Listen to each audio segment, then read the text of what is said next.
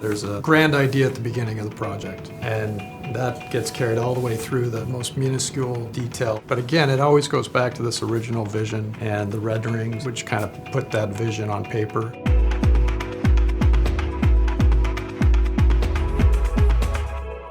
We're working on a project with a new client that started about 4 months ago.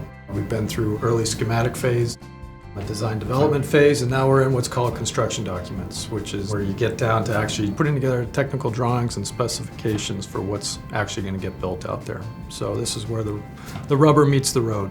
In construction documents, you really start to understand what you're actually building.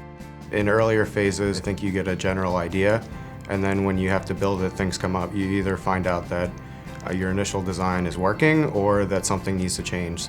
Every day I'm challenged to hone in on the cost of material and kind of the extravagance that a client wants. I'm the interior designer on the project, so I'm integrating the finishes with the architecture and making sure that it's all clear and coordinated in the drawings so that it can all be installed and built properly. Reality hits and you realize, well, maybe we can't afford everything that we had shown in our renderings. So there's some value engineering, as we call it. You have the time to think about the specific detail. What is the handle that people are grabbing? Is it textured? Is it smooth? Is it shiny chrome, that gets fingerprints on it? You start thinking, well, you can't do shiny chrome.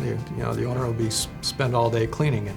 You have to pull back and make sure the information that you're putting out there for the contractor is information that's clear, that they can price, and that you can work with.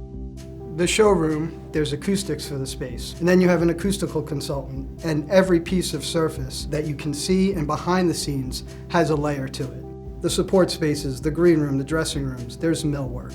Not all that is detailed by us. Some things are provided by the owner, but then we have to incorporate that into our drawings. And this is all happening during construction documentation. The amount of drawings and specs and communication, coordination that has to take place during CDs, that really is when everything comes together. At the end of the day, it's going to affect the community. Early on, it's an idea. It doesn't have repercussions yet.